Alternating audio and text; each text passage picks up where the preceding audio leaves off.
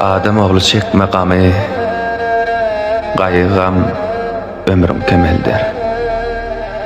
Yalan sözü sözleme var, yalan söz rızkın kemeldir. İyillen çıkman, uton iyillen, dinden çıkman, kork celillen.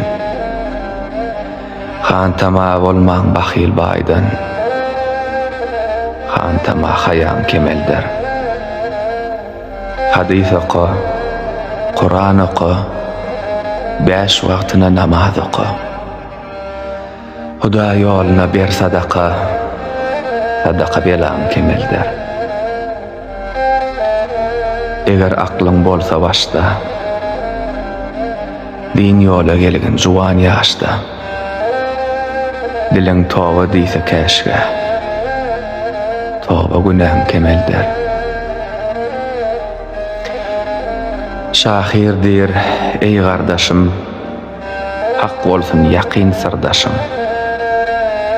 Seher turup döksöň ýaşyň, Allah'ım günahım kemeldir. Allah'ım günahım